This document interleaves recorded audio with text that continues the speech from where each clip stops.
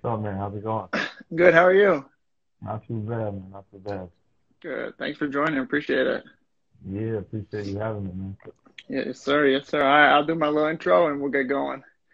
What's up, Perfect. guys? My name's Tyler Milbert here with Rob O'Brien, aka the High Flying White Boy, and this is Inside the Mind of an Athlete. Hey, Yes, Rob, sir.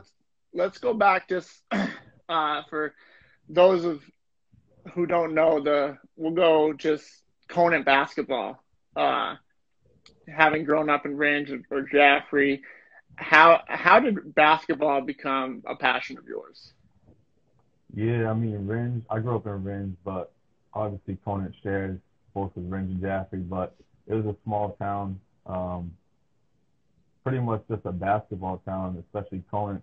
Everyone was playing basketball. I mean, we all knew each other. We all played it year round. Not all of us, but you know what I'm saying? Like, it was just like even in middle school, the team was pretty successful. They won a bunch of state championships back to back for I don't even know how many years, but just knowing that, um, the expectations when you do get up there, just know that you have to live up to the standards of what's gone in the past. So it was fun, Right. but it was also a very competitive small town for the sport. Yeah. Um, and what do you think it was about the game of basketball? I know you guys did play year round. I know you guys had the bubble close by. But what do you think it was about basketball rather than your soccer team or your baseball team? Yeah, I played both other sports growing up. I stopped playing baseball and soccer once I got to high school, but I think just basketball was what everyone enjoyed. It was definitely what we were best at as a school. So I think it was just when you're winning games, it's a little more fun to play, and everyone just enjoyed it. It wasn't really too much else other than that to do. So it Right. was fun though. Yeah, I mean, Conant, obviously the powerhouse in New Hampshire, or whatever division you guys are in now. I don't know how they all switched up since Yeah, I've been gone, they're but still in Division Three, I think. okay. Yeah, I mean, it's hard to go to Conant. You see all these banners, both boys and girls. It's not just the boys team. Yeah. It's both these teams are just successful, and so I mean, I get it, for it to come up, I believe through the middle school system. I think they have that whole thing going for them. It's definitely a reason why Kona basketball is so good and produces these athletes. But going to so because it is a small town, how do you think? How do you think you were able to be seen? Because obviously you have to play for Endicott. Uh, but how do you think you were able to kind of make yourself known to these colleges to come see you? Yeah, probably. Yeah, since it was a small school, we didn't really play like the division or the schedule we had. Um, Most teams were probably either the same size or even smaller than us. We had a couple of schools in our division that were bigger, but for me, I think it was probably in the AAU season or well, I played fall and spring AAU. After my freshman year of high school, I stopped playing soccer. I played soccer for the fall. We didn't win a Yeah. game all year, so after that, I was kind of like, yeah, this is it's not really working too much. So All I right. stopped doing that, and then I played fall AAU, and me and a couple other buddies on the team would travel into Boston, or even before high school, we would go up to Milford, New Hampshire, and play with those guys for AAU. But I think AAU is the big time of the year where like college coaches will go out and recruit people, and that's just be able to like showcase their talents, and that's where it comes from. That's where they like see you play, and then they see where you go to school, and then they'll be able to follow you there, follow your season there, and go from there. Gotcha. But being at Conant, it's kind of you don't really get a lot of exposure just because everyone thinks it's a small school and the competition isn't that good. But I mean, in New Hampshire in general too, like a lot of Division 1 school teams won't get that much exposure too. That's why you see like a lot of kids going prep school and even just leaving the state and going somewhere else just to be seen by other people. But I think it was pretty good. Me and my other teammates were able to veer out and go and explore some other situations with the sport. Yeah. Yeah, for sure. Yeah, AU definitely is a huge impact. What are your thoughts on kind of a lot of people are saying AAU is ruining basketball, whether it's these kids going to college or not going to college because they want to play with a buddy who's now in the G League instead of just college, or even the NBA where these guys are wanting to kind of team up with their buddies rather where old school it was kind of hard knocks head to head. I'm a Celtic for life. I'm a Laker for Yeah. life, whatever it may be. What are your thoughts on that? Um, yeah, I mean, AU, I think it's definitely a little bit unorganized than what most people think it is. Like, you'll have, depending on what tournaments you do, like, I've been in tournaments where it's just people are grabbing players off the sidelines. Like, a player doesn't show up and they're pulling like a younger brother or even an older brother. Like, there's not many rules with AU until you get like with a set team where you're in a really like organized tournament where you need birth certificates and all the paperwork just to be able to play. But I think AU is something that probably helped out the new generation just for being able to play against people across the country. And like I know people in Jaffrey and Rings before I was there when AU wasn't a thing, they'd only be playing people that are like the next town over or in their own town. They wouldn't be able to go up to Boston or New York or somewhere and see how they play ball. So I think AU is definitely a better thing to do or experience just to see what it's really like. Yeah, yeah, I agree. Um, let's kind of talk about. Obviously, I went to Messinic. You went to Conant. The rivalry there.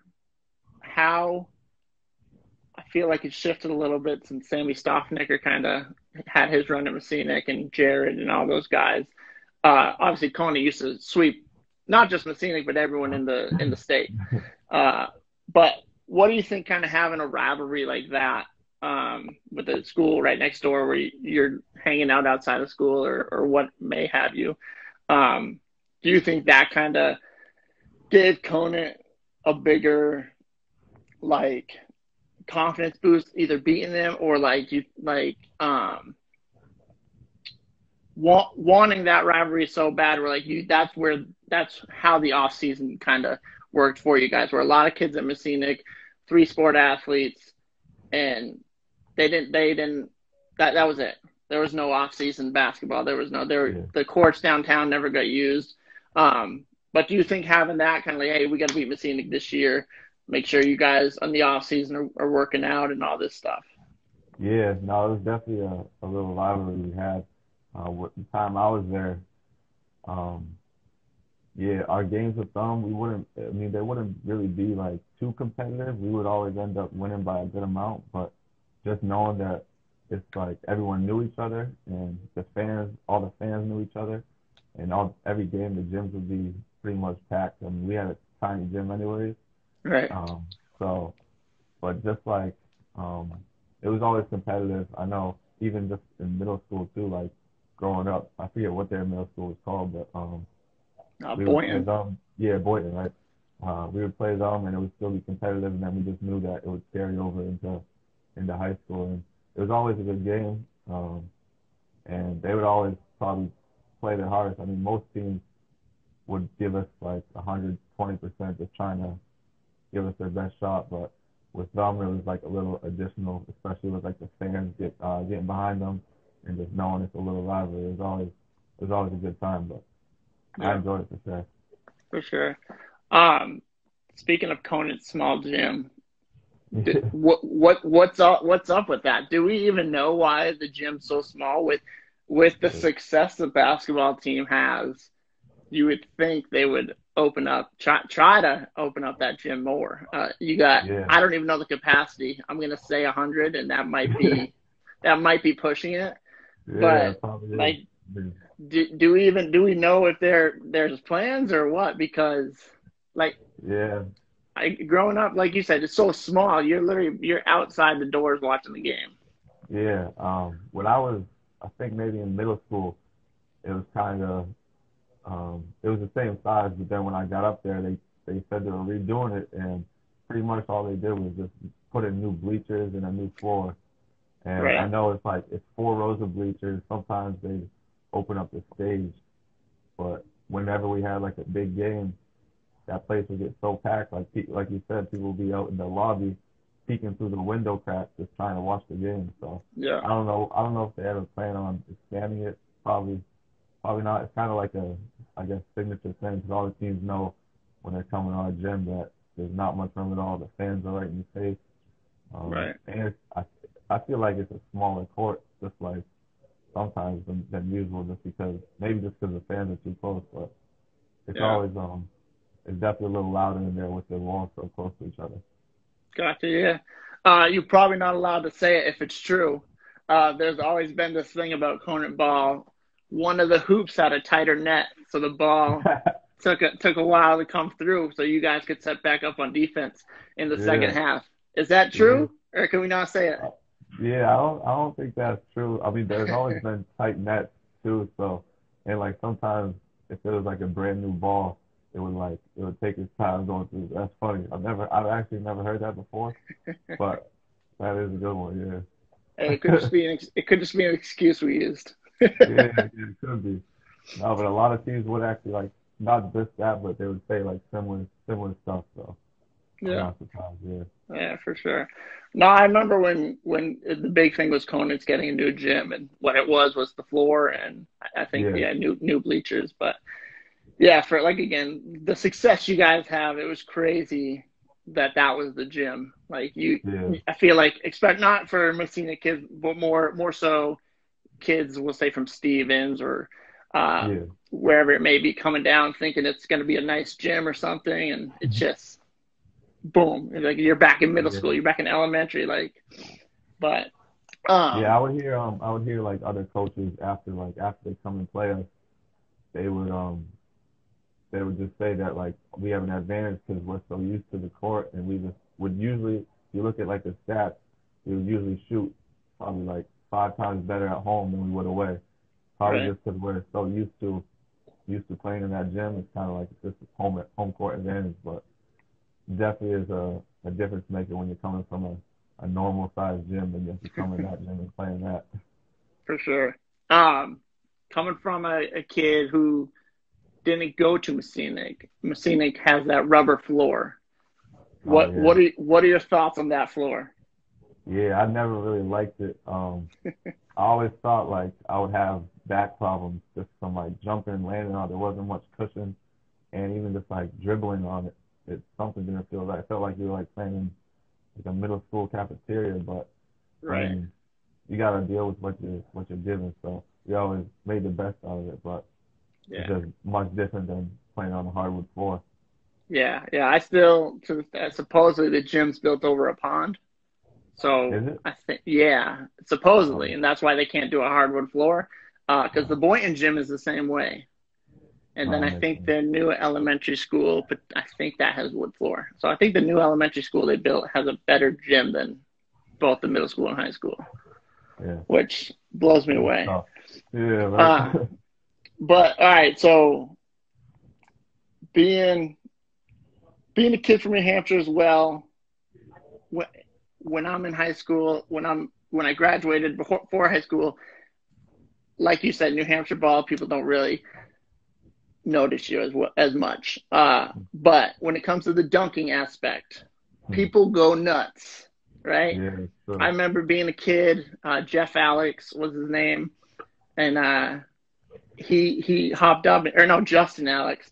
He hopped up one game and two handed it, and it was like watching Shaq dunk a ball. And Yeah. again, I'm a young kid. I was in high school at the time, and I think he's only 6'2". So, but like for Mhm. that to happen, like the crowd went nuts. When I played ball, Curtis Salo had a breakaway dunk in one of the games, and like it's just a different atmosphere seeing someone dunk a ball like when you're from New Hampshire, I think, than No, definitely. other gyms.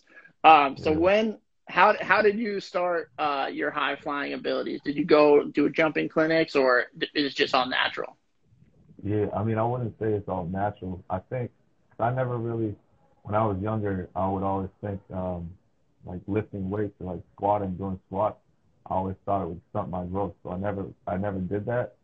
But I think it was just like over time playing nonstop. Like I would be in the gym almost every day, and just when you're running up and down the court, conditioning yourself, and just like playing and attacking the rim, I think it just comes over time. But I didn't really start attacking the rim like that probably until like really junior year, like summer of my sophomore year.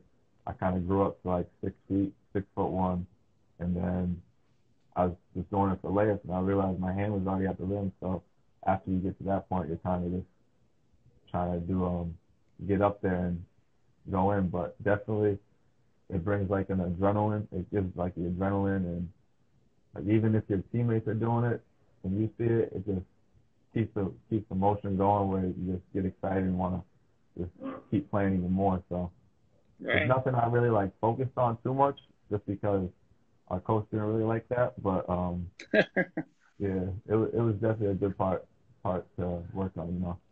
Yeah, for sure. Yeah, because again, from when I was playing, I was seeing that floor had no hop Yeah. whatsoever. Uh, and then I remember my first like legit dunk was at Campbell, Oh yeah, and they had a good point. yeah, you could just fly on that court. And then Yeah. like you said, like just the practicing and just taking reps at it. So once I graduated, I ran like the score clock for the basketball, for the girls and the boys. And like before the game, I'm out there just working on my hops and trying to dunk it and just show off. And eventually, I was able to get like I lead from 2 feet because I have a bad left ankle, so that's how I had to jump was 2 feet. And I was Yeah. doing like 362 hands. Oh And I wow. was like, this is like, and then my coach is like, where was that last year? And I'm like, well, Yeah. I get to work on it, like now that I'm not actually Yeah. playing. But and then we had I don't know if you were there in the stands, but we had a alumni game for it was a Steve Record alumni game, Hmm. and it was Messinic versus Conant. And of course, per usual, Messinic maybe had like 8 kids come Yeah. out where Conant had like 22. Yeah. It's always And been a problem. yeah, and just during those warm up lines, like I was just flying off your guys' court. Like it was stupid. Yeah. Um, No, there's like definitely these, a little bit of bounce in it. Even like before the game, because like I wasn't the only one on the team that could really dunk. Like there was a lot of, not a lot, but like 4 or 5 other kids on our team that would be able to dunk. So before, right when the bell went off for school, we go up to the gym and we're shooting around just to get a warm up in. Everyone's just going up trying to dunk it and just get the blood flowing, get the energy right. But the court was definitely a good court to jump in, so yeah, I for didn't I sure. didn't complain about that part. Right. Um, Coming up through the middle school system, who's the guy you looked at that was currently on the Conant team that you wanted to be like as a kid? When I was in middle school, Yeah, like in watching the Conant kids play. yeah, I'm trying to think, yeah, 'cause I would go to all the games. Like they had a really good team. I know Sean Martin. He was probably the best player. And obviously you have Jimmy and Conant. They all were like the big three for them. So just being able to go and watch them play, it kind of set the standards of what Conant basketball was really doing. And Yeah. um, yeah, I mean obviously Coach Sauce, he's he has his coaching ways where he has the team all working together to like get the final outcome what he wants at the end of the season. So once you see Right. like the way they're working and what they're doing, you kind of like know in your head what it's gonna be like once you get up there. But I think, yeah, I mean, no one in particular. I just know going to watch them play that you just kind of saw and experienced like the way they play and what it's gonna be like once you get up there. Yeah. Gotcha. Playing for a guy like Coach Sauce, how was that? Because obviously us, you got teams coming in that know you guys were a powerhouse, and then they see Coach Sauce drilling you guys, even though you're doing good, like a great job. He's still in Hmm. your guys' face and making sure that it's exactly to what he wants. And Yeah. to me, I love that kind of coaching. Um, Obviously, you guys took well to it as well. So playing for a guy like that, how was that? Yeah, no, it was a great experience. He played. I mean, he's from New Hampshire himself, so he played college ball out in New York, so he kind of knew the ropes of everything. And he was just a competitor. So even if we're up by whatever, like 30, 40 points, his main thing was defense. So Right. um, every game we would have to hold each team to 40 points. Like the other team is not allowed to score to 40 points, or else next practice we're gonna have to do a bunch of defensive stuff that no one really wants to do. So every Right. game we were supposed to hold them to 40. So even if we're up by 40, the second they do get over 40, he's on everyone, going crazy. But that's just what a good coach is supposed to do. And thankfully, like teammates, like we were all coachable players. So I know a lot of people that when they get yelled at, they'll just curl up into a ball and not want to play. But luckily, Right. like all our teammates were able to be coached by him, and it worked out too. Like we were all both successful teams, so it was just a good Right. experience overall. Yeah, for sure. Um, Fast forward to your college career. You got Endicott in the looking at you. What made you just choose them, and what other schools are looking at you? Um, yeah, after Conant, because I was getting recruited my senior year by a couple like small Division 3 school teams. So I decided to go a year of prep school at Christian. So I did that just to like give myself another year to really decide where I was like looking to go to. But Endicott, they recruited me pretty heavily. Another school that I was looking at was Keene State, which is right close to home. Right. But the coaches that recruited me during that, I forget what happened, but they went on the roster when I would have been a freshman. And that happened during the summer. So when I was in the middle of deciding my school, um, if I were to pick Keene State, I wouldn't know who was going to be coaching me. So that kind of was like a red flag to me, where I just Right. decided to go to Endicott. I mean, I went up to visit them for their conference championship game. The place was like packed to the brim, and they won by like I forget how much, 20 or 30. So after being able to experience that atmosphere and being able to go visit and see what the school's about too, I just thought it was like a no-brainer. And a lot of the guys were New England guys too. There was a couple kids from outside of New England, but I just thought it would be a good fit. So that's kind of Yeah, just what it was. for sure. So how your uh you have videos on your Instagram, and it's kind of like the big crowds behind you while you're going up for look to be like you're Oh just yeah. showing off some dunks. How did that just feel having like that? I don't know if you want to call it support, but I mean, it's kind. Was that during like that Midnight Madness type thing, or Yeah, it was like right when the season started off. It would probably be like 2 or 3 weeks into practice. We have games coming up, and then we did like Midnight Madness. this dunk competition, 3 point with the big crowd behind you guys? So just the feeling you had like being a part of that. Yeah, no, it was definitely a good introduction to just like what it's gonna be like.